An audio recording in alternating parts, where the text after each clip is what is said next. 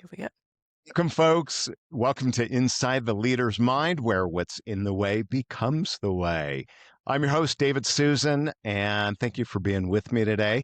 I'm excited to have our guest with us today. This is Andrea Miller. She's the CEO of Leadwell Company. They're a global coaching and consultancy focused on leadership development, organizational resilience, and the human side of AI, which we're going to talk about today. She's worked with leaders from more than 50 countries. She's worked with the World Health Organization, the UN Refugee Agency, the U.S. Center for Disease Control and Prevention, and the U.S. Postal Service, and the New York City Department of Health, as well as leading tech innovators like Siemens Healthcare, Health and Ears. I totally messed that up. Siemens Health and Ears and It's a AI hard one. 20. It is, and AI 2030. We're going to have to ask about that one. Her thought leadership's been featured in entrepreneur.com, Newsweek, Fast Company, among others. With a background spanning international management, social entrepreneurship, and executive coaching, Andrea helps organizations navigate culture change, build trust, and lead with confidence in the age of AI. Andrea, welcome. Thank you, David. I'm so excited to be here. Man, if I could read the intro, jeez. Even though I I, practice it, I still mess up. I told But you, just get close enough, make something up. I would have been fine, really. I know it's just there. So let's start. I want to start by just telling us a little bit about yourself. What do you do? Oh, what do I do? Oh God, that's a hard Yeah. one. I do a lot of different things. Primarily I'm a coach, but I also do training around emotional intelligence, cross-cultural issues, AI, you name it. I mean, a gamut of things. If it's the human-related side of work, really is really where I live and what I'm passionate about. Because, and I'm sure we'll talk about this today, it impacts everything. Our humanity just really is at the heart of work, but of because we are people. And so, yeah, I know that's kind of a babbling response. Sorry, I should have a better answer Oh, for I that. love it, and I think that's a bigger. It's so funny. More and more, I say it, and other people talk about humanity, and it's a word that's coming up more and more lately. Tell me, I want to hear more about what that means to you when you say it or when other people say it's about humanity. Because, like I said, 10 years ago, I didn't hear that word. When I talk about it in this context, when we talk about it in a work context, I just we can't separate out who we are as human beings from the people who come into the office. What is going on in all aspects of our lives comes into our work. And I think now more than ever with AI and all the disruption that's happening and all the stress that people are under, we need to remember that there's a human that's involved in all this. And also for companies to be successful, that human needs to operate at their best. So, there is a strategic advantage to remembering it too, but we're human beings. And if we can't remember that, then really what are we doing all this for, quite honestly? Now, do you think this is in your career, whether doing what you do now or just your career in general, do you think this term, this idea has changed, or is there more of a requirement to change than, let's say, 15, 20 years ago? I think there's more. I love that you said it that way. I think there's more of a requirement to change. Well, I think it's changed, and therefore there's more of a requirement to change. I think we really have become more about the bottom line, and you see what's happening right now with the layoffs and the lack of hiring and just kind of the chaos in the workplace, the lack of trust, and everything post-COVID. I think is a lot harder too for folks, and I think there's a requirement to change. I think we really do need to be more intentional about it because it's really easy to forget with all this discussion around AI and how do we operationalize it and how do we become more productive. We forget that there are human beings on the other side of it. And if we truly want to be at our best, if we truly want to succeed, as individuals and companies, I think we need to remember that human side of everything. Now, it's funny, years ago, I had first heard the term human capital. Mm. And I It's kind a of funny blew term, off isn't it? Yeah, yeah, but I didn't really think about it. Just go, oh, human capital. It was kind of a buzzword for a while. And then I was in yeah, training, corporate trainings, they would talk about it, human capital, human capital.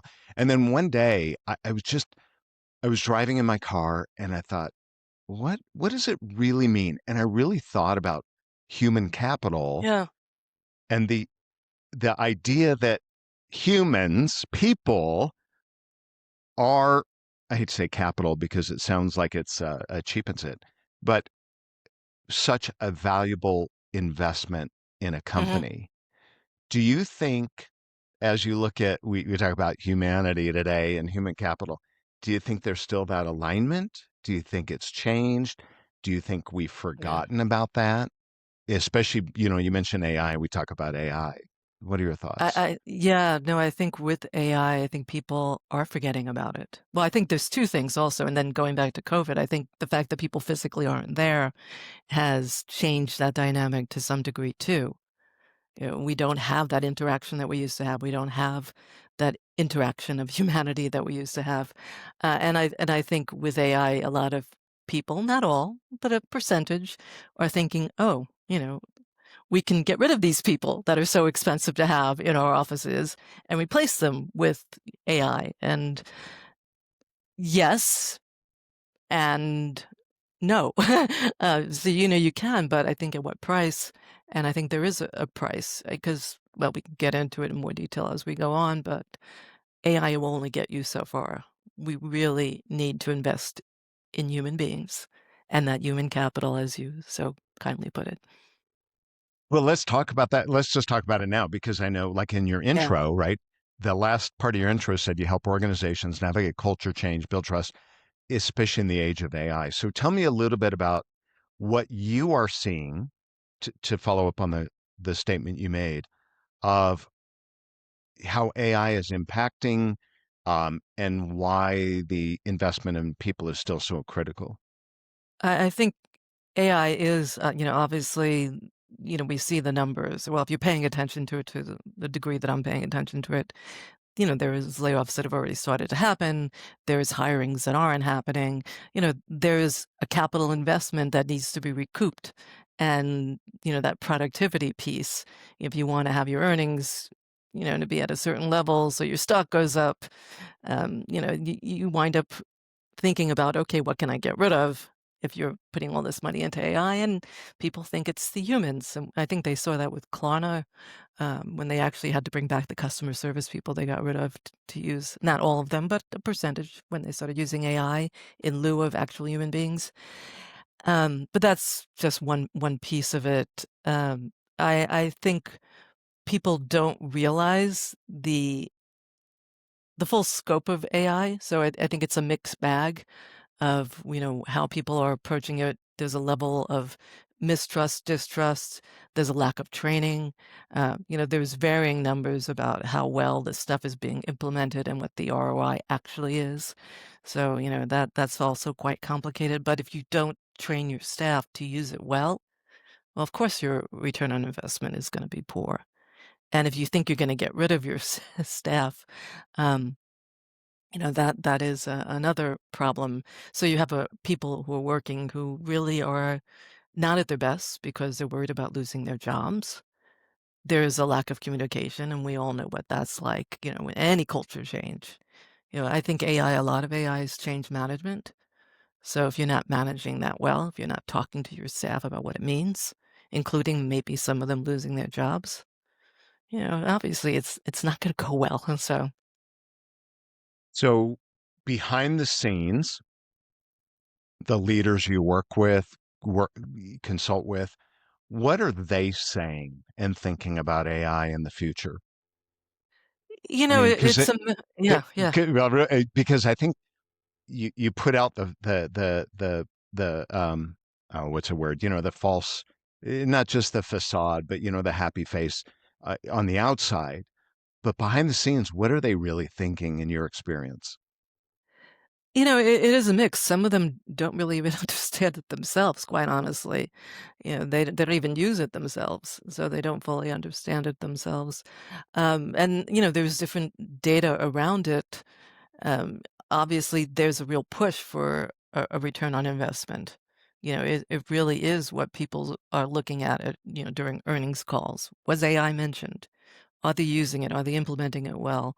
So, people know they need to use it. They know they need to use it well. And they also, a lot of people care about their employees and they want to keep their employees. So how do you maximize usage so that you really are seeing a return on investment and a different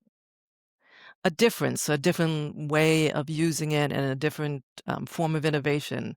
And this is, I think, really what I see is the issue. We can't AI is fairly generic. There's a limit to how far it'll go, and that's on purpose to some degree. The algorithms really are in trying to, they don't want to be, as they say, too spicy, except for Grok, which is, just in a I world see. unto itself. Spicy, yeah, that's being kind. But most of them, if you look at the outputs that we get, they're fairly generic. You need to be able to prompt them well to get more out of it. That said, there's a lot happening now with AI agents and a lot of technology, makes my head spin actually what's going on right now in terms of what's coming out of it. But unless you know how to use it well, and I'll be honest, I struggle with too. And it's one of the reasons why I went into this is I'm a bit of a technophobe, and I push myself to use it. So if I can use it, anyone can use it. But how well we use it, what we get out of it, is the bigger question. So it's a mixed bag with all these leaders in terms of their expectations. They know they need to be using it and using it well. Most want to keep their employees, but they also know that if they're spending all this money on AI, they damn well better see an output. And if they're Mm, not seeing an output, they need to get rid of staff. So it really becomes a numbers game. absolutely. I want to shift gears just a little bit. You work with leaders, you work with companies, you've worked large organizations. What I almost find with anyone that works with someone else is they already have in their own mind kind of a leadership philosophy that comes through as they work with others and coach. Do you have a leadership philosophy of your own? And if so, where did it come from?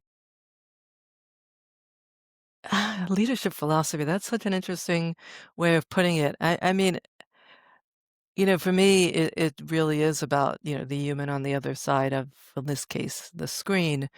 I guess my philosophy is, we all have unlimited potential. How do we get rid of the noise and help them achieve that potential? How do we get some clarity around the goals and make sure they're achieving it? So I guess it really is that limitless sense. And, I'm a bit of an optimist, surprisingly. So, I think we really can always do better. So I guess that kind of is part of my philosophy. And how do I, when I work with clients, provide the best, help them get there? So And that's a great perspective, though, is having that optimism in your own life, your own business. Um, is there a moment that you can recall that really tested you? That I know there's tons of them, oh but yeah, go on, go but on. I'm sorry, I but shouldn't. maybe but let's say it didn't go well, but it became a turning point for who you are today. Oh goodness, I've had a couple of them. I had a couple of big ones. Because I do think in Share my one life, or so two, three. I'm yeah. open to that. How much time do we have, Whatever David? you feel. I think of my life in chapters, but in terms of not going well, I did have this 5-year period in my life that really kind of. I've had a couple of periods in my life that have changed things, but this one, if we're looking at things that didn't go well, that would probably be the one. I My mom got diagnosed with an incurable form of cancer, so I decided emotionally to quit my job. Went back without a job. Well, I had a job temporarily with the organization with the UN. But then I wound up having my own health issues. I got hit by a car. I had, during Oh, a 5-year period, 3 surgeries, lost both parents. It was pretty hard to oh my gosh. massive understatement. But it changed me. But I do have this philosophy of optimism, hope, because I realize if I give up hope, and it's something that kind of is a through line with right now with AI and what people are going through with career change and careers being upended is, if you give up hope, then what do you have? It really, is so I needed to make something out of it. And that's actually how I got into working with Siemens Healthineers. I decided, I had such bad patient experiences. I wanted to do something with it. I wanted to change it. And not only mine, but my parents. So I wound up becoming a patient experience expert and working with them for a while, but then COVID happened. And so that ended, and then I wound up getting involved in coaching because I could see first health coaching because I knew that if I didn't feel well, I couldn't work well. But then I realized that wasn't enough. I needed a different kind of challenge, and then I got my executive coaching and career coaching certifications, and that's my latest iteration, but I've had a few iterations. But again, it is that through line of hope and uh, maybe misguided optimism that, just keeps me going through it because if we don't take action and try to find a way through that's positive, I don't like what I'm left with. So Yeah, I'm choosing yeah. positive. Yeah. I love that. How about, in the name of the podcast, right? Inside the leader's mind, and what's in the way becomes the way. Okay. I was going to say we Um, don't want to go into my mind, David. That's just a scary just a place. little bit, just a little bit. But Mhm. was there also, I was am fascinated by people, not only how they got to where they are, right? Because, you had a progression, you talked about that, but sometimes there is a core thread of who we've been most of our life Mhm. and sometimes something shapes us or impacts us. Is there anything that comes to Yeah. mind when you think about that you're willing to share that, maybe that's determined who Yeah, you no, are no, as a no. person? It's something that I came to the understanding of.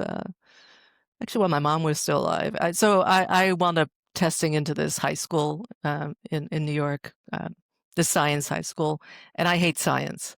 And my mother, being the Jewish mother that she was, always made me feel badly that I didn't want to go there.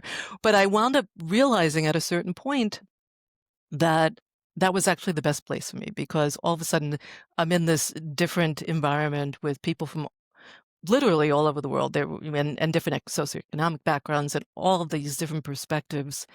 And that I realized became a through line. I didn't understand it at the time because I grew up in a housing project in the Bronx, so I had a very small world up until then, and it broadened it. And I didn't get my passport until I was almost 30, and then Oh after man. that.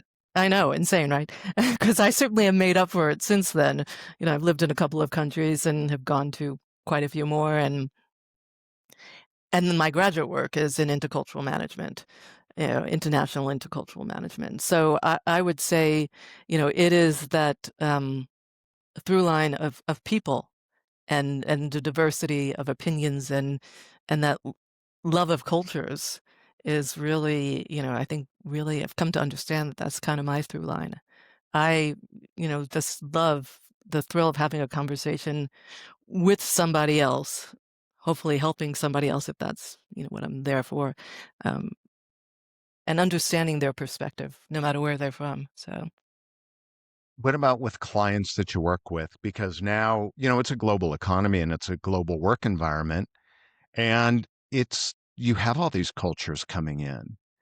It, what's been your experience and maybe different industries? I don't know if there's different industries you work in, if you see different trends with that, but have you seen any significant difference because of the cultural mix now?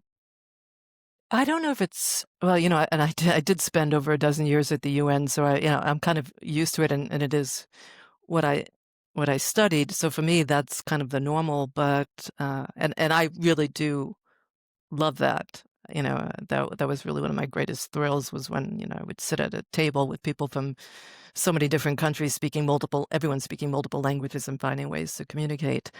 That's crazy. And it is crazy. I have a client right now who, she works in global HR, and she was talking about that having to lead a team that's global, different. backgrounds, different personalities, and also some of the gender dynamics that come into play. And, you know, it's hard without question. You know, this is not a fits all answer, but, you know, we have to be aware of it. I think it all starts with awareness and recognizing that these differences are coming into play, and just, you know, finding a way through with different people, different groups, and also recognizing that sometimes it's not going to land well. But one of the things I always come back to is the EQ of it all. That, you know, we have to understand where people are coming from and really ask when we don't know, you know, if something's landing well. You know, I always like to say we may be speaking the same language, but that doesn't mean we're understanding it the same way. And we have a lot of one of the thing I think one of the hardest parts with working in a global environment is most of the people in that room speak English, and they speak it well, but they don't understand it the same way. There's a great book that I love, I think it's called Between Us by this author, Batya Mesquita. She's a Dutch, researcher, professor, and she talks about the culture of emotions. So, you know, it's just even if we're speaking the same language, the interpretation may be different. So it's helpful to keep that in mind. And it certainly adds a layer of complication onto things sometimes, because what people are saying isn't necessarily what they're doing or feeling or understanding. But that said, and I'm sure you've seen the research on this, having a diversity of opinions really usually leads to better outcomes. You know, we just get a different kind of way of thinking when we have different voices in the room from different places. So, You know, it's funny how people fight that, but then you look at most relationships. Like if I look at almost everyone I know in a relationship, they marry at an opposite because their yeah, strength is, it's they've got a strength, but then they have a weakness and they tend to be attracted to the other person. And, it's the opposites attract, but we get it yeah, in our personal life, but we don't think about it in our personal life. It just is.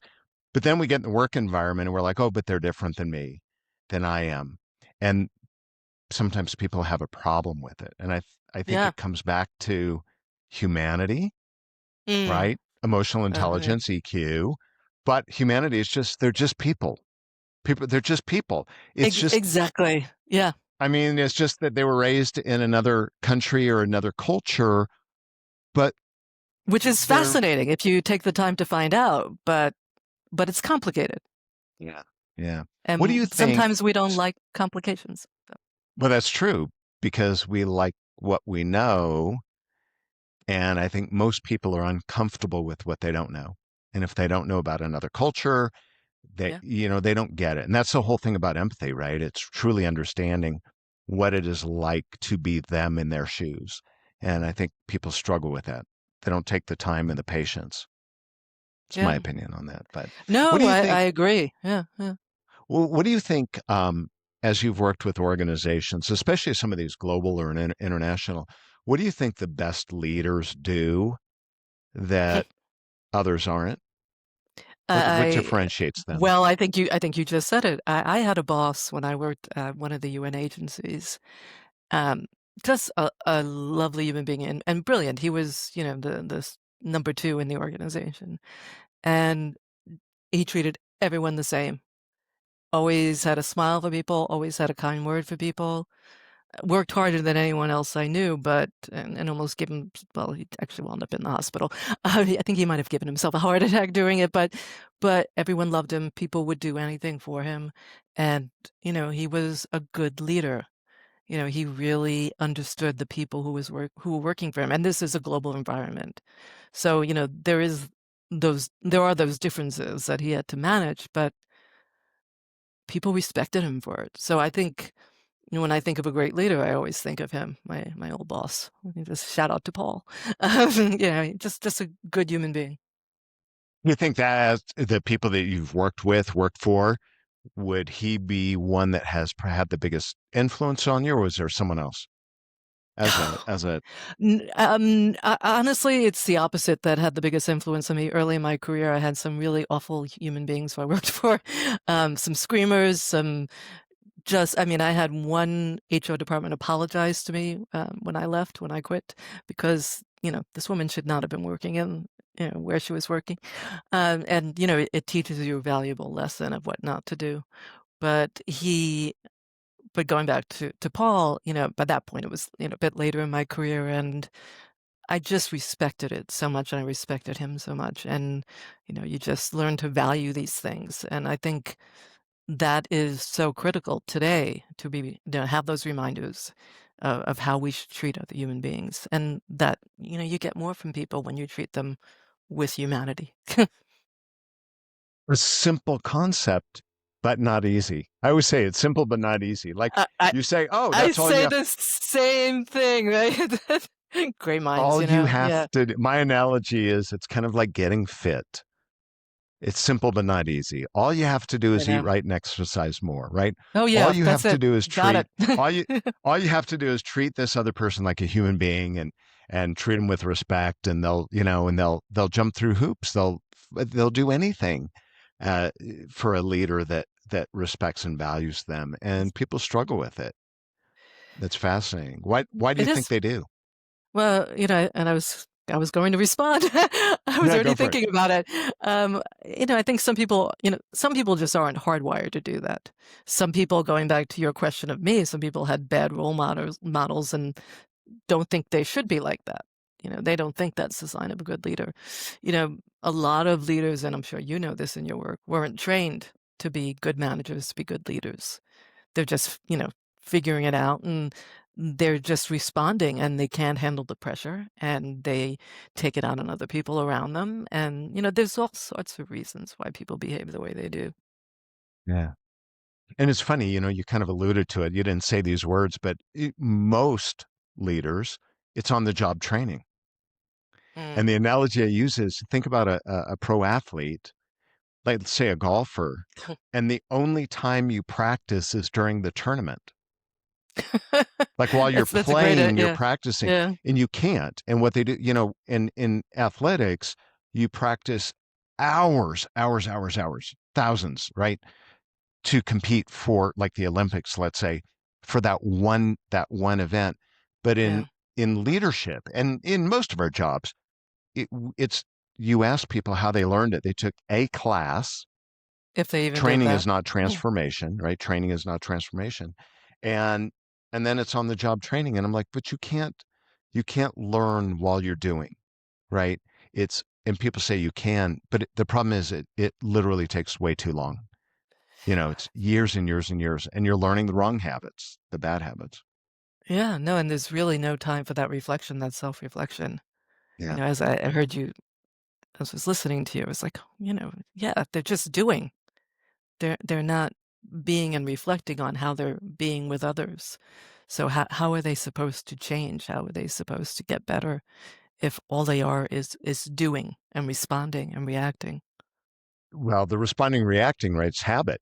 So you have a bad Yeah. manager. Let's say you have a bad early manager, and it's like you don't, and so you either go the opposite, like you did. Hey, I knew what I don't want to be, or you think that's the way management is, and then they become a manager, and it's kind of like parenting. You go opposite, or you do the same as your parents did. Um, scary. It's scary if Yeah, no, people it don't is. take Well, the yeah, time. and companies don't take the time. I mean, I can't tell you how many companies I worked for that, kept people in roles when they knew that they were really Yeah. toxic. So, Yeah.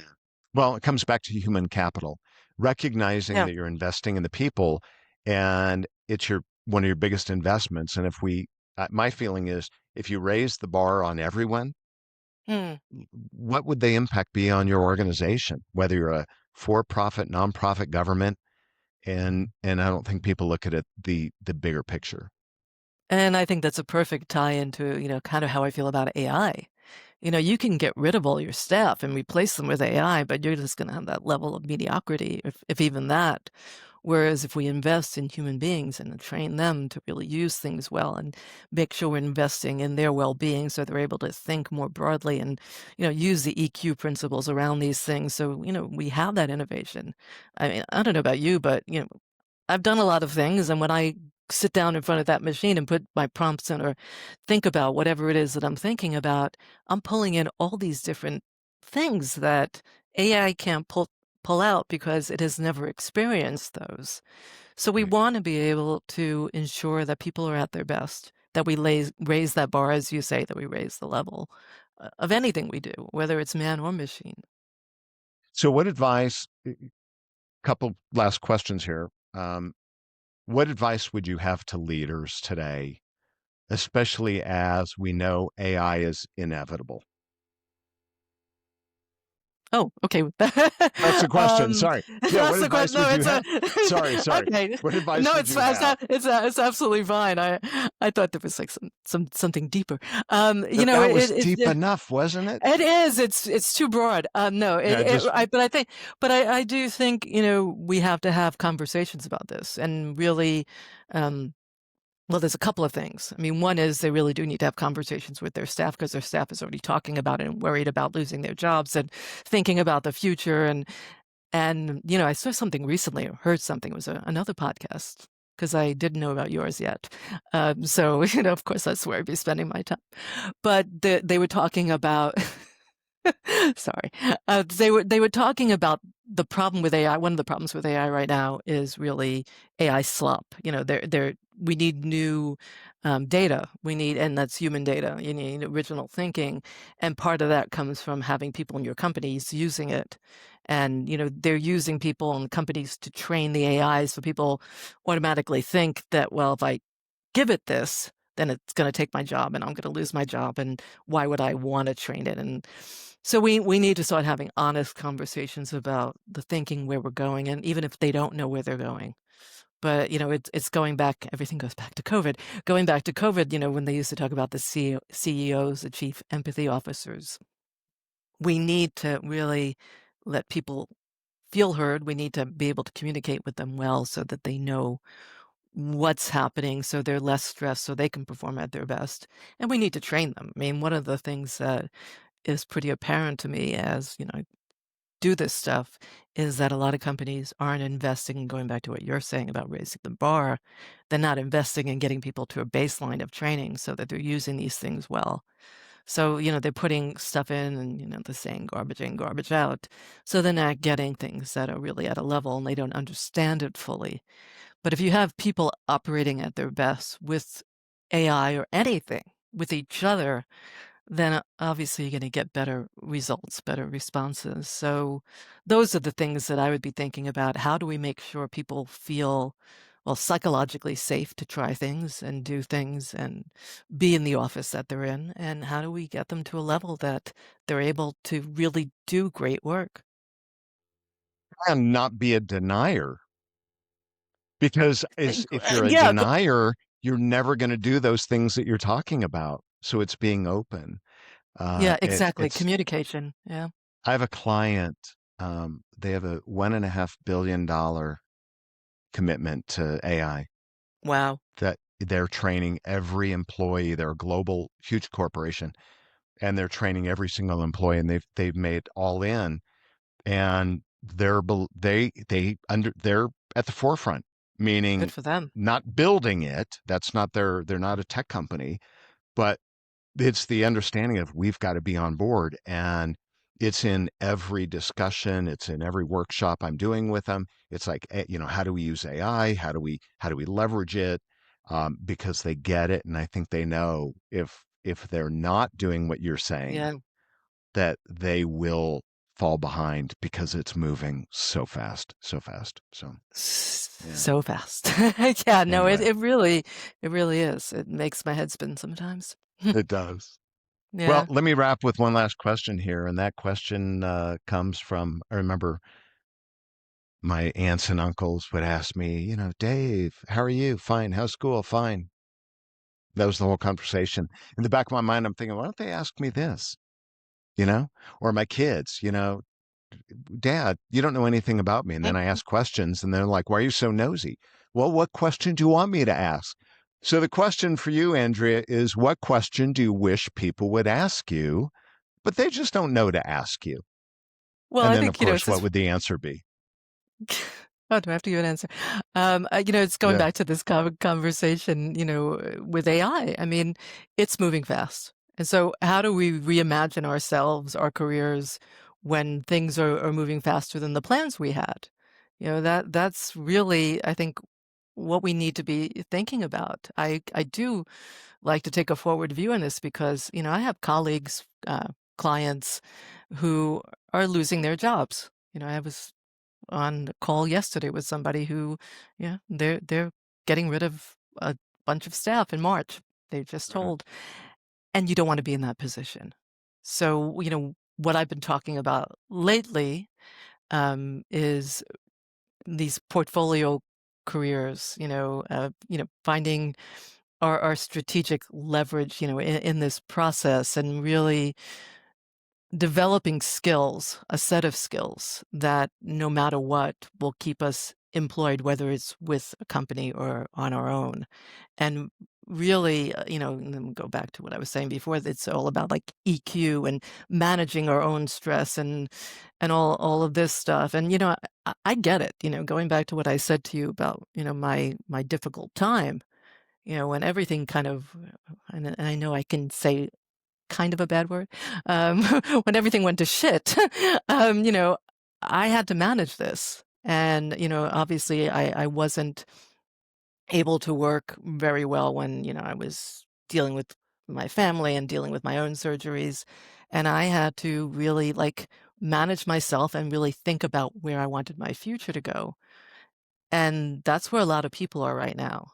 For me, I used to give myself these 24-hour pity parties. That was my maximum. I needed to feel the emotions. We can't deny, going back to what we talked about before, the empathy, the EQ. We can't deny what we're feeling, but we also can't get stuck there. So we need to make sure we are moving on, and we need to make sure when we move on that there's some sort of place to go, and doing it now rather than when you get that notice like my colleague did, my client did yesterday. And so, I'm telling people to kind of test things, try different things, experiment with different things. I'm in a couple of communities. If you would have told me, you know, the technophobe that I was, that I would be doing this stuff, I would have just thought you were crazy. But, sometimes you just got to do it now. Do things that make you uncomfortable now. At the very least, you're going to be more valuable to your company if they decide to keep you. You just will be one of the ones who moves up. But at the worst, you also have a backup plan. You have thing because the thing about chaos and the thing about where we are right now is there is a lot of opportunity in it. I see people making a lot of money using AI. There's a lot of really smart, mainly young innovators who are doing some things that I never even thought about. So the more we can tap into these different kinds of energy, the more we're more willing to open ourselves up to things that make us a little uncomfortable now, rather than being very uncomfortable later. Yeah, yeah. That And I think that's it my comes. answer, David. That's a that's a short answer. And at the end of the day, though, what Shortish. I'm is shortish. It comes down to resilience and change. Change is 100%. inevitable.